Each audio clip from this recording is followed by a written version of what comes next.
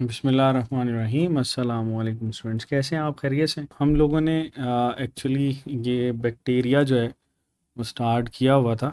अच्छा, इसमें ना मैं कुछ चीज़ें डिस्कस करना चाहूँगा। कुछ बच्चे पूछ रहे थे कि सर हमारे पास क्या है और किस तरह की चीज़ें हैं, तो मैं उनको ये बताता चलूँ कि अभी जो है बच्चों, ये आपके पास एंट्री टेस्ट जो है, कल थोड़ा सा इंटरनेट का इशू था, इस वजह से कैरी नहीं हो सकी। एंट्री टेस्ट जो है बच्चों, बच्चे पूछ रहे थे कि ये हमारे पास एमबीबीएस है और बीडीएस है, उसी के लिए रिक्वायर्ड है, तो इसमें अलाइड हेल्थ साइंसेज का सर क्या है। तो बहुत सारे बच्चों ऐसे आप में से स्टूडेंट होते हैं जो कि प्रेफर करते हैं कि किसी प्रोफेशनल डिग्री के अंदर एडमिशन लेना चाहते हैं। वैसे तो ये एक अच्छी खासी पोस्ट आपके पास मौजूद होगी इंटरनेट के ऊपर, लेकिन इसको थोड़ा सा मैं आपके पास एक्सप्लेन करना चाहूँगा। इसमें आ जाती हैं अलाइड हेल्थ साइंसेज सबसे पहले। ठीक है। कुछ बच्चे ये समझते हैं कि अलाइड हेल्थ साइंसेज वाले बच्चे जो हैं वो डॉक्टर होते हैं। दे आर नॉट डॉक्टर बच्चों, सबसे पहले तो ये आपको पता होना चाहिए। अच्छा, अब इन अलाइड हेल्थ साइंसेज के अंदर कौन कौन सी चीज़ें आ जाती हैं? इसमें बच्चों हमारे पास सबसे पहले तो एमएलटी आ जाती है, जिसको बोलते हैं मेडिकल लैब टेक्नोलॉजी। फिर आपके पास सीपी आ जाती है, इसको कार्डिक परफ्यूजन टेक्नोलॉजी बोलते हैं। ठीक है। फिर बच्चों हमारे पास मेडिकल इमेजिंग टेक्नोलॉजी आ जाती है। फिर आपके पास ऑप्टोमीट्री आ जाती है। ठीक है, ऑप्टोमीट्री आ जाती है। फिर बच्चों आपके पास डेंटल टेक्नोलॉजी आ जाती है। ठीक है, डेंटल टेक्नोलॉजी आ जाती है। There are so many branches, जैसे स्पीच थेरेपी आ जाती है। ठीक है। अच्छा, ये वो हैं जो कि आपके पास मेनली इसमें आपके पास बच्चों अलाइड हेल्थ साइंसेज के अंदर, यानी जो मेडिकल फील्ड से बिलोंग करते हैं उनके साथ एसोसिएटेड फील्ड्स हैं ये। ठीक है। अच्छा, जैसे एमएलटी, इसका काम होता है कि आपके जितने भी टेस्ट होते हैं, ब्लड टेस्ट या यूरिन टेस्ट या सीमन टेस्ट या आपके पास जितने भी बायोकेमिस्ट्री के टेस्ट हैं, वो सारे ये करते हैं। कार्डिक परफ्यूजन टेक्नोलॉजी जो होती है, ये कार्डियक सर्जरी के दौरान बच्चों असिस्ट करते हैं। ठीक है। फिर एक आपके पास आ जाती है एमआईटी, ये इमेजिंग टेक्नोलॉजी होती है, जिसमें आप लोग पढ़ते हो कि एक्सरे वगैरह हैं। फिर आपके पास बच्चों सिटी स्कैन है। ठीक है। फिर आपके पास एमआरआई है, ये या अल्ट्रासाउंड है, ये इनका बेसिकली काम होता है। ऑप्टोमेट्री जो है, ये आपके पास विजन, आईज़ और आईज़ की डिजीज़ के साथ जो है बेसिकली इसमें हेल्पिंग हैंड के तौर पर काम करते हैं। डेंटल टेक्नोलॉजी जो है बच्चों, ये आपके पास डेंटल स्ट्रक्चर बनाना, उसके जो आपके पास इम्प्लीमेंटेशन है, वो सारी ये कर रहे होते हैं। स्पीच थेरेपी, ये कुछ इंस्टीट्यूट्स के अंदर होती है, जिसके अंदर बच्चों आपके पास ऐसे बच्चे जो कि प्रॉपरली बोल नहीं पाते, उनको बोलने में मसला होता है या स्लो लर्नर होते हैं, उनके लिए हम इसको जो है वो एंटर कर रहे होते हैं। फिर इसके अलावा बच्चों आपके पास there are so many fields जो कि आप यहाँ पे अप्लाई कर सकते हो। अच्छा, अब बच्चे ये समझते हैं कि एंट्री टेस्ट जो है वो उसके बगैर हमारा इसमें एडमिशन हो जाएगा। ऐसा नहीं है बच्चों। अभी आपके जो रीसेंट नोटिफिकेशन आया उसमें इन सब के लिए आपको ये एंट्री टेस्ट जो है वो रिक्वायर्ड है। ठीक है जी। तो अब एंट्री टेस्ट की रिक्वायरमेंट अगर है तो आपको बच्चों इस पे काम तो करना पड़ेगा ना। तो ये याद रखिएगा। इवन इसके साथ जैसे आपने सपोज किसी basic science, molecular biology, zoology के अंदर एडमिशन लेना है, बायोटेक्नोलॉजी के अंदर आप चाहते हो कि आपको एडमिशन मिले। ठीक है। आप ये चाहते हो कि भाई आपको जो है वो माइक्रोबायोलॉजी के अंदर एडमिशन मिले, तो ये भी बच्चों आपके पास इसी के साथ एसोसिएट करते हैं। ठीक है। पहले इनके सेपरेट टेस्ट होते थे। जैसे फ़र्ज़ कर लो, अगर हम लोग बात करें कि किंग एडवर्ड मेडिकल यूनिवर्सिटी है, या आपके पास Punjab Institute of Cardiology Lahore के अंदर, कुछ बच्चे इसको जानते होंगे, उनमें इनके सेपरेट टेस्ट होते थे। अब नहीं है बच्चों। इवन पीयू जो है वो भी इनके सेपरेट टेस्ट लेती थी। अब ऐसा नहीं है। अब इसमें जो है बच्चों आपको ये एंट्री टेस्ट की ज़रूरत है। तो इन शॉर्ट ये कि आपको अगर एफएससी से ऑनवर्ड अपनी एजुकेशन जो है उसको परसू करना है मेडिकल साइंसेज के अंदर, so you have to clear entry test. ठीक है। तो एंट्री टेस्ट की ये जो आपके पास दौड़ है, ये अब कंपटीशन थोड़ा सा इस सेंस में ज़्यादा हो गया कि बच्चे जो हैं वो इन फील्ड्स के लिए भी इसमें एंट्री टेस्ट की प्रिपरेशन कर रहे होंगे। ठीक है, हाँ जी। जब देखो ना इन्होंने प्रोविंशियल लेवल के ऊपर कह दिया है तो इसकी जो अंडरस्टैंडिंग हम निकालते हैं वो यही है कि आपको इसकी ज़रूरत है। ओके, तो ये याद रखिएगा। बहुत सारे बच्चे ये समझते हैं कि बस सर इसको हम इसी तरह से ही करें और एमबीबीएस के लिए कर रहे हैं या दूसरों के लिए कर रहे हैं। इवन प्राइवेट मेडिकल कॉलेज के अंदर एडमिशन लेने के लिए बच्चों आपको इसकी ज़रूरत है। ओके, तो दैट इज़ समथिंग जो कि आपके पास एक रीसेंट डेवलपमेंट हुई है और मेडिकल साइंसेज के हवाले से। तो आई प्रेफर कि ये आपके साथ जो है वो शेयर की जाए और आपको बताया जाए। ठीक है बच्चों, अब हम लोग स्टार्ट करेंगे बैक्टीरियल सेल का स्ट्रक्चर कैसा होता है। इंशाल्लाह ताला बच्चों, आप सब जो है जितनी मेहनत कर रहे हैं अल्लाह ताला आपको जो है वो कामयाबियों से हमकिनार करेंगे। आपकी जो डिज़ायर फील्ड है आप उसके अंदर एडमिशन लेंगे। अगर आप एमबीबीएस करना चाहते हैं तो अल्लाह ताला आपको एमबीबीएस के अंदर, और अगर आप बीडीएस डेंटल टेक्नोलॉजी में या किसी भी और फील्ड के अंदर इंटरेस्ट रखते हैं तो हम सब की दुआ है, तमाम उस्ताद जी की दुआ है कि आप वहाँ पे इजीली एडमिशन ले सकें। ठीक है बच्चों, चलो अभी हम टॉपिक स्टार्ट करेंगे एंड देन इसको जो है वो वाइंड अप करने होंगे। बैक्टीरियल सेल स्ट्रक्चर बच्चों हमारे पास क्या होता है। बैक्टीरियल सेल स्ट्रक्चर के अंदर बहुत सारी अ, हम इसमें चीज़ें ऐड करते हैं। सबसे पहले तो मुझे ये बताओ कि बैक्टीरियल सेल स्ट्रक्चर जो होता है इसमें आपके पास कौन कौन सी चीज़ें जो हैं वो आ जाती हैं, बताओ। बैक्टीरियल सेल स्ट्रक्चर के अंदर आप लोग क्या क्या जानते हैं इसमें आपको।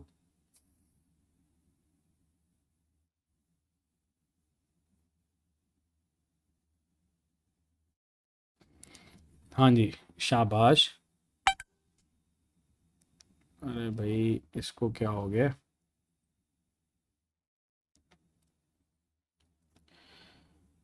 जी जी बच्चों, बिल्कुल सही कह रहे हो, सेल मेम्ब्रेन। अच्छा, किसी भी सेल के सेल होने के लिए ना सेल मेम्ब्रेन का होना और आपके पास बच्चों राइबोसोम का होना, आपके पास साइटोप्लाज्म का होना ये ज़रूरी होता है। ठीक है, और ये सारी चीज़ें ही हम यहाँ पर डील कर रहे होते हैं। चलो बैक्टीरियल सेल स्ट्रक्चर के अंदर हमारे पास, हम इसको जब क्लासिफाई करते हैं ना तो हम क्या करते हैं इसमें, सबसे पहले 3 कैटेगरीज कर लेते हैं। कौन कौन सी हमारे पास बच्चों 3 चीज़ें होती हैं जिसमें सबसे पहले इसेंशियल्स आ जाते हैं। इसेंशियल्स वो वाले हैं जिनके बगैर किसी भी सेल का स्ट्रक्चर जो है वो हम सपोज नहीं कर सकते किसी बैक्टीरियल सेल का। ठीक है, इनको हम लोग बोलते हैं कि ये बच्चों आपके पास इसेंशियल्स की कैटेगरी के अंदर आते हैं। अब इन इसेंशियल्स के अंदर बच्चों सबसे पहले हम यहाँ पर पुट करते हैं कि हमारे पास आ जाती है सेल मेम्ब्रेन। मैंने बताया कि हर वो सेल है जिसके पास सेल मेम्ब्रेन है, cell membrane is the two must have structure. फिर बच्चों इसमें साइटोप्लाज्मिक मैट्रिक्स का होना ज़रूरी है। इसमें साइटोप्लाज्मिक मैट्रिक्स का होना ज़रूरी है और ये साइटोप्लाज्मिक मैट्रिक्स जो है बच्चों ये इसके पास होगा। फिर बच्चों इसमें हमारे पास राइबोसोम्स का होना ज़रूरी है। ठीक है, राइबोसोम्स प्रोटीन फैक्ट्रीज होती हैं। ठीक है, किसी भी सेल में अगर आप बैक्टीरियल सेल में देखो तो इसमें बच्चों आपके पास ये ज़रूरी है, राइबोसोम प्रोटीन फैक्ट्रीज होती हैं। फिर बच्चों इसके अंदर न्यूक्लियर मटेरियल का होना ज़रूरी है। कुछ बच्चे ये समझते हैं कि न्यूक्लियस का होना ज़रूरी है, न्यूक्लियस का नहीं बच्चों, न्यूक्लियर मटेरियल का होना ज़रूरी है। ठीक है, ये इसेंशियल्स हैं। फिर आपके पास बच्चों एक और टर्म मेंशन की जाती है जिसको हम बोलते हैं कि बहुत सारे ऐसे सेल्स होते हैं जिसमें मोस्टली स्ट्रक्चर्स पाए जाते हैं, इसको बोलते हैं मोस्ट ऑफन स्ट्रक्चर।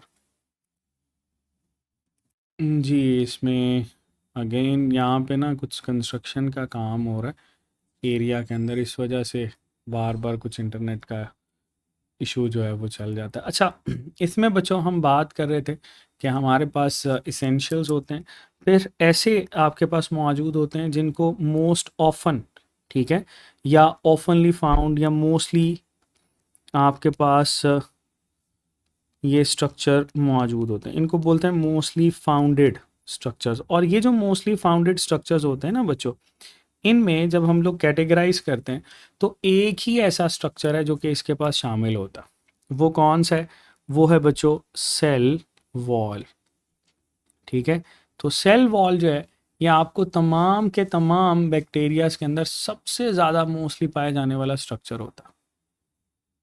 ठीक है, तो ये याद रखिएगा। फिर बच्चों हमारे पास इसमें कुछ ऐसे स्ट्रक्चर्स होते हैं जिनको हम लोग बोलते हैं रेयरली फाउंड। तो आपके पास कुछ रेयरली फाउंड स्ट्रक्चर्स हैं, और अगर रेयरली फाउंड स्ट्रक्चर्स की बात करें बच्चों, तो इसमें हम किस किस को पुट करते हैं? इसमें हम लोग ऐड करते हैं कि हमारे पास बच्चों स्लाइम मौजूद होता है, ठीक है, या इसके साथ साथ हम कैप्सूल की बात करते हैं, तो स्लाइम और कैप्सूल जो है रेयरली फाउंड। फिर बच्चों हम फ्लैजेला की बात करते हैं, they are also rarely found. फिर बच्चों हम लोग यहाँ पर ऐड करते हैं पेल्लाए, दे आर रेयरली फाउंड। फिर बच्चों हम लोग यहाँ पर ऐड कर रहे होते हैं फिम्ब्रिए, तो ये जो फिम्ब्रिए होते हैं they are also rarely found. ठीक है जी, तो ये तीन तरह की कैटेगरीज हैं। तीनों के लिहाज से बच्चों आपके पास क्वेश्चन पूछा जाता है, मोस्टली फाउंड, आपके पास रेयरली फाउंड, और बच्चों इसेंशियल जो कंपोनेंट्स होते हैं वो कौन कौन से होते हैं। ठीक है, चलो एक स्ट्रक्चर आपको यहाँ पर नज़र आ रहा है इस सेल का। ठीक है जी, हम लोगों ने इस सेल बैक्टीरियल सेल के स्ट्रक्चर को डील करना है कि इसमें कौन कौन सी चीज़ें जो है बच्चों वो मौजूद होती हैं। ठीक है, सबसे बाहर आपको यहाँ पर जो स्ट्रक्चर नज़र आता है दैट इज़ सेल वॉल। ये नीचे आपको यहाँ पर नज़र आ रहा है, दैट इज़ सेल वॉल। ये जो बच्चों सेल वॉल होती है ये किस चीज़ की बनी होती है? हम ऑलरेडी डिस्कस कर चुके हैं कि हमारे पास भाई ये जो सेल वॉल होती है बच्चों, ये आपके पास बनी होती है पेप्टाइडो ग्लाइकेन की, that is composed of पेप्टाइडो glycan, या बच्चों इसको हम लोग म्यूरीन भी कहते हैं, या ये हमारे पास म्यूरीन भी कहलाता है। तो पेप्टाइडोग्लाइकेन या बच्चों म्यूरीन जो है ये यहाँ पर मेंशन किया जाता है।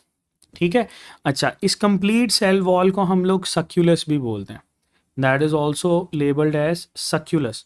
कंप्लीट सेल वॉल अगर आपसे पूछा जाए, कंप्लीट सेल वॉल, तो कंप्लीट सेल वॉल को बच्चों हम लोग क्या बोलते हैं? That is labelled as sacculus, इसको सक्यूलस कहा जाता है। ठीक है, तो ये सेल वॉल के हवाले से बच्चों आपको ये चीज़ें क्लियर होनी चाहिए। अच्छा, अब इसी सेल वॉल की ना बच्चों कुछ एक्सटेंशंस होती हैं। इन एक्सटेंशंस के अंदर हम लोग सबसे पहले तो ये लार्जर एक्सटेंशन की बात करते हैं जो कि आपके पास फ्लैजिलम कहलाता है। ठीक है, सिंगल फ्लैजेला, और आपके पास इससे ज़्यादा होगा तो मतलब फ्लैजिलम सिंगल होता है, और अगर कलेक्टिवली हम बोलें इसको फ्लैजेला कहते हैं। ये बच्चों आपके पास किस स्ट्रक्चर से बना होता है, कौन सी प्रोटीन होती है, ये हम लोगों ने देखना। फ्लैजेला जो है बच्चों that is composed of flagellin protein. ये हमारे पास बैक्टीरिया के अंदर फ्लैजिलिन प्रोटीन से मिलकर बना होता है। बच्चों इसका काम क्या होता है? That is responsible for chemotaxis. Chemotaxis या बच्चों हम इसको मूवमेंट भी बोलते हैं, दैट इज कीमोटैक्सिस या मूवमेंट, मतलब किसी भी स्टिमुलस की तरफ मूव करना वो आपके पास कीमोटैक्सिस कहलाता है, या उसे अवे मूव करना ये भी कीमोटैक्सिस कहलाता है। ठीक है, फिर बच्चों इसके अंदर जो सेकंड हम लोग पार्ट की बात करते हैं वो पेल्लाए आ जाता है, ये भी एक्सटेंशन होती है। पेल्लाए जो होता है ना ये आपके पास हॉलो स्ट्रक्चर होता है। ठीक है, इसमें डिफरेंस है। अगर हम लोग ये फ्लैजेला की बात करें तो फ्लैजेला जो है बच्चों इसके बारे में ये बात मेंशन की जाती है, ये लॉन्ग स्ट्रक्चर होता है। ठीक है, ये बच्चों हेलिकल होता है, हेलिकल, और ये नॉन हॉलो होता है, that is non hollow structure, मतलब ये अंदर से खोखला नहीं होता। लेकिन अगर पिल्लाय की बात करें बच्चों, तो पिल्लाय के बारे में ये कहा जाता है कि पिल्लाय हमारे पास शॉर्ट स्ट्रक्चर होता है, ठीक है। ये बच्चों आपके पास नॉन हेलिकल, मतलब इसमें आपको स्प्रिंग की तरह से चीज़ें नज़र नहीं आती, ठीक है। और इसके साथ साथ ये आपके पास बच्चों हॉलो होता है, यानी दैट इज हॉलो स्ट्रक्चर, इसके अंदर स्पेस होती है जिसकी वजह से चीज़ें एक्सचेंज हो सकती हैं। इस वजह से जब भी पिल्लाय के फंक्शन की बात की जाती है तो वो बच्चों हमारे पास लिखा जाता है कि पिल्लाय जो है that is responsible for conjugation, ठीक है। ये बच्चों हमारे पास कॉन्जुगेशन के लिए रिस्पॉन्सिबल होता है। कॉन्जुगेशन क्या होती है? कॉन्जुगेशन को बच्चों हम लेबल करते हैं कि ये इसके अंदर सेक्सुअल रिप्रोडक्शन की कैटेगरी जो है वो कंसीडर की जाती है। बैक्टीरिया के अंदर इसको बच्चों सेक्सुअल रिप्रोडक्शन जो है वो कंसीडर किया जाता है कॉन्जुगेशन को, ठीक है। तो ये आप इसके थ्रू याद रखोगे। अच्छा, इसमें एक और चीज़ कि पिल्लाय जो है वो कौन सी प्रोटीन से मिलकर बना होता है? तो पिल्लाय जो है that is composed of pilin protein, या हमारे पास पिलिन प्रोटीन से मिलकर बना होता है। तो ये बच्चों हम इसके साथ चीज़ें जो हैं वो ऐड कर रहे होते हैं जो कि आपको पता होना चाहिए। तो एक जनरल स्ट्रक्चर के अंदर ये वो वाली चीज़ें हैं जो कि हमारे पास मौजूद होती हैं, ठीक है बच्चों। ठीक है जी, तो बहुत आसान सा है, सिंपल सा है, जो कि हम यहाँ पर रिलेट करते हैं। अच्छा, फिर बच्चों हम लोग ये कहते हैं कि इसके बिल्कुल नीचे आपके पास ये प्लाज्मा मेम्ब्रेन मौजूद होती है। इस प्लाज्मा मेम्ब्रेन को सेल मेम्ब्रेन भी कहते हैं, ठीक है जी। अब ये जो प्लाज्मा मेम्ब्रेन होती है इसके बारे में आपके पास कुछ चीज़ें मेंशन की जाती हैं। जैसे बैक्टीरिया की जो प्लाज्मा मेम्ब्रेन होती है ना बच्चों, इसको कहा जाता है that is biologically active membrane. या हमारे पास बच्चों बायोलॉजिकली एक्टिव मेम्ब्रेन कंसीडर की जाती है। क्यों? क्योंकि इसके अंदर बच्चों कुछ रिएक्शन हो रहे होते हैं, या कुछ ऐसी आपके पास चीज़ें होती हैं जिनको हम डील करते हैं। जैसे इसी को एक्सप्लेन करेंगे, और यहाँ पर बच्चों मेंशन किया जाता है कि इसके अंदर ना मीजोजोम्स होते हैं। मीजोजोम्स, इन्वेजिनेशंस हम लोगों ने पढ़ी थी, ठीक है। ये मीजोजोम्स जो हैं इनको हम लोग कहते हैं they mimics action of mitochondria. They mimics action of mitochondria. तो ये बच्चों आपके पास माइटोकॉन्ड्रिया का जो एक्शन है उसको मिमिक करते हैं, एनर्जी प्रोडक्शन करवा रहे होते हैं, ठीक है जी। इस वजह से ये बायोलॉजिकली एक्टिव है। फिर हमारे पास बच्चों ये मेंशन किया जाता है कि ये जो प्लाज्मा मेम्ब्रेन होती है ना, इसके अंदर स्ट्रक्चर में भी डिफरेंस होता है। हम ये कहते हैं दैट लैक्स स्टीरोल। इसके पास बच्चों स्टीरोल मौजूद नहीं होता, ठीक है। या स्टीरोल या कोलेस्टेरोल मेंशन करें तो तभी भी बात बच्चों सेम है, ठीक है जी। तो ये याद रखिएगा कि आपके पास एक्शन ऑफ माइटोकॉन्ड्रिया कौन मिमिक करता है? ये हमारे पास बच्चों मीजोजोम्स मिमिक कर रहे होते हैं, जो कि बहुत आसान सा स्ट्रक्चर आपके पास मेंशन किया जाता है। अच्छा, इसी प्लाज्मा मेम्ब्रेन के नीचे बच्चों आपको ये फ्लूइड नज़र आता है जिसको साइटोप्लाज्म कहते हैं, ठीक है। इस साइटोप्लाज्म के बारे में ये कहा जाता है कि that is a gel like structure, ठीक है। ये बच्चों हमारे पास जेल लाइक स्ट्रक्चर होता है। इसकी विस्कोसिटी जो है बच्चों वो ज़्यादा होती है, ठीक है। दैट इज़ मोर विस्कस, इसकी विस्कोसिटी ज़्यादा होती है, ठीक है। इस वजह से हम इसको जेल लाइक बोलते हैं। और ये बच्चों आपके पास इंट्रासेलुलर अब जो सपोर्ट है वो भी इसी की वजह से होती है, तो ये याद रखिएगा। और हम लोग ये कहते हैं कि साइटोप्लाज्म के अंदर there are no membranous organelles. इसके पास जो है बच्चों कोई भी मेम्ब्रेनस ऑर्गेनेलीज जो हैं वो मौजूद नहीं होते, ठीक है जी। बहुत आसान सी बात है जो कि हम लोग यहाँ पर मेंशन करते हैं। अच्छा, अगर मेम्ब्रेनस ऑर्गेनेलीज नहीं है तो कौन सा ऑर्गेनेली फिर होगा? बताओ ज़रा। जी बच्चों बताओ कौन सा ऑर्गेनेली होगा?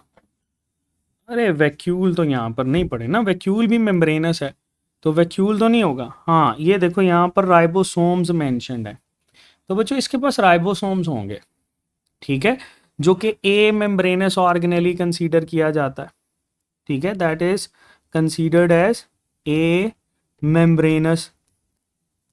ओके, अच्छा मुझे ये बताओ कि ये जो राइबोसोम होते हैं इनका साइज कितना होता है? इनको हम लोग कहते हैं दे आर 70 स्वेडबर्ग साइज रखते हैं, ठीक है जी। और ये बच्चों प्रोटीन सिंथेसिस जो है वो यहाँ पर हो रही होती है। अगर हम इनके फंक्शन की बात करें ना, तो इनका फंक्शन क्या होता है? They perform protein synthesis. तो प्रोटीन सिंथेसिस करवाना जो है बच्चों वो इनका काम होता है, ठीक है, बहुत आसान सा है। चलो आगे चलते हैं।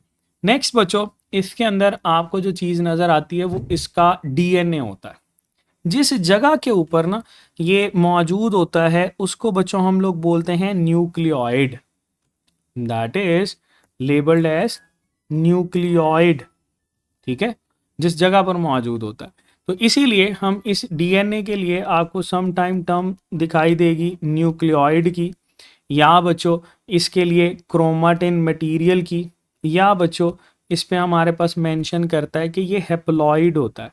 हेप्लॉइड का मतलब स्मॉल एन, ठीक है। नहीं बच्चे, अगर एसटीपी में वैक्यूल मेंशन्ड है तो आप उसको कंसीडर नहीं करेंगे, एक ट्रू स्टेटमेंट आपको पता होनी चाहिए, ठीक है। चलो आगे चलते हैं।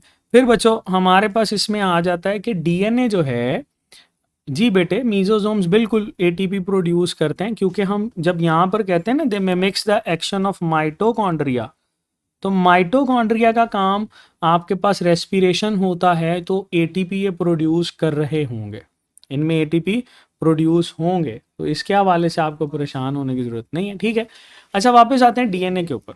बच्चों इस डीएनए की जब हम लोग बात करते हैं तो इस डीएनए के हवाले से आपने याद रखना है कि इस पे जो डीएनए होता है ना, इसको हम लोग कहते हैं कि सर्कुलर डीएनए होता है, दैट इज सर्कुलर डीएनए, या बेटे इसको मिथाइलेटेड डीएनए भी कहते हैं, that is also labelled as methylated DNA, ठीक है। जो यूकैरियोटिक सेल होता है ना उसके अंदर लीनियर डीएनए होता है, इसमें बच्चों आपके पास सर्कुलर डीएनए जो है वो मौजूद होता है, ठीक है। तो बहुत आसान सी बात है। अच्छा इसमें एक वैल्यू आपको नज़र आएगी, ये कुछ बुक्स के अंदर मेंशन है कि ई कोलाई जो होता है ना, ई कोलाई अगर हमारे पास है तो उसमें हम ये कहते हैं कि इसका जो डीएनए का साइज होता है वो 14,000 माइक्रोमीटर होता है। मेमिक का मतलब होता है बच्चों कॉपी करना, ठीक है। जैसे आप में से बहुत सारे जो है वो अपने टीचर्स की कॉपी करते होंगे, उनके तकिया कलाम के बारे में बताते होंगे, तो वो मेमिक्री करना होता है, ठीक है। ओके, तो ये आपके पास बच्चों इसमें डीएनए आ जाता है। अब इसके अंदर हमें कुछ स्टोरेज बॉडीज भी नज़र आती हैं, उनको देख लेते हैं। ये स्टोरेज बॉडी, सपोज ये हम लोग बच्चों ये यहाँ पर ये डील करते हैं, these are labelled as storage bodies, ठीक है जी। तो ये बच्चों आपके पास स्टोरेज बॉडीज आ जाती। ये जो स्टोरेज बॉडीज होती हैं ये आपके पास बच्चों यूजफुल और वेस्टफुल चीजें दोनों स्टोर कर सकती हैं। स्टोरेज बॉडीज आपके पास यूजफुल और बच्चों वेस्टफुल जो होती हैं चीजें दोनों ही आपके पास स्टोर कर सकते हैं, यूजफुल और वेस्टफुल चीजें, ठीक है।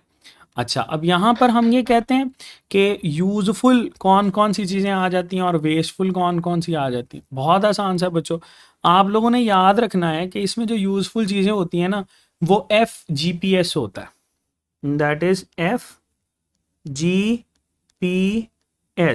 FGPS, ठीक है। अब ये क्या है? F फॉर बच्चों हम लोग बोलते हैं फैट्स, G फॉर बोलते हैं ग्लाइकोजन, P फॉर बोलते हैं फॉस्फोरस, S फॉर कहते हैं सल्फर, ठीक है। अच्छा अब यहां पर आपको ये पता होना चाहिए कि ये जो पहले दो हैं ना बच्चों ये हमारे पास ऑर्गेनिक होते हैं, और ये जो आपके पास आखिरी दो हैं ये इनऑर्गेनिक है। तो अगर कभी भी आपके पास ये पूछा जाए कि ऑर्गेनिक जो यूजफुल प्रोडक्ट्स होती हैं जो ये स्टोर करता है वो कौन कौन सी हैं, फैट्स और ग्लाइकोजन। इनऑर्गेनिक में फॉस्फोरस और सल्फर आ जाता है, ठीक है। वेस्टफुल चीज़ों की बात करें तो वेस्टफुल चीज़ें बच्चों बड़ी आला किस्म की ये स्टोर करता है। ठीक है, वेस्टफुल चीज़ें जो हैं वो इसमें आला, AL से याद रखोगे। ठीक है, ए फॉर बच्चों हम यहाँ पर लिखते हैं एसिटिक एसिड, तो एसिटिक एसिड इसकी वेस्ट प्रोडक्ट होती है। L for lactic acid, lactic acid इसकी वेस्ट प्रोडक्ट होती है। ए फॉर अल्कोहल, तो बच्चों अल्कोहल जो है वो इसकी वेस्ट प्रोडक्ट होती है। ठीक है, तो ये बच्चों आपके पास इसमें कुछ चीज़ें जो हैं वो ऐड कर रहे होते हैं, या आपके पास स्टोरेज बॉडीज जो हैं इनको आप लोगों ने ऐड करना है। बहुत आसान सा है, सिंपल सा है, जिसको आप यहाँ पर अप्लाई कर सकते हो।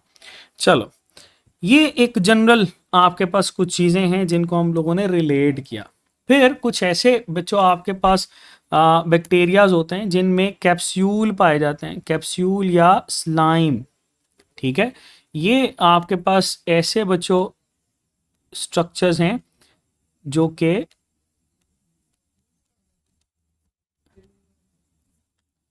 आउटसाइड सेल वॉल मौजूद होता है। ठीक है, और ये आपके पास प्रिवेंट करता है फैगोसाइटोसिस को, पैथोजेनिसिटी बच्चों ये कंट्रोल कर रहा होता है। तो ये आप लोग इसके साथ ऐड करोगे, जो कि आपको पता होना चाहिए। ठीक है, चलो, कुछ ऐसे होते हैं जो कि बच्चों आपके पास यहाँ पर स्पोर्स भी हम मेंशन कर सकते हैं, देयर कैन बी स्पोर्स। तो फर्ज कर लो अगर मैं यहाँ पर इस चीज़ की बात करता हूँ कि ये आपके पास है, they are labelled as spores. ठीक है, तो यहाँ पर स्पोर्स की बात करते हैं। स्पोर जो होते हैं ना बच्चों, ये आपके पास हम मेंशन करते हैं कि ये रिप्रोडक्टिव स्ट्रक्चर्स हैं, स्पोर्स। ये जो स्पोर्स हैं ये बच्चों आपके पास एक्सोस्पोर्स भी होते हैं और एंडोस्पोर्स भी होते हैं। ठीक है, एक्सोस्पोर्स जो कि सेल से बाहर बनेंगे, और एक होते हैं एंडोस्पोर्स जो कि बच्चों सेल के अंदर बन रहे होंगे। बहुत सिंपल सा है।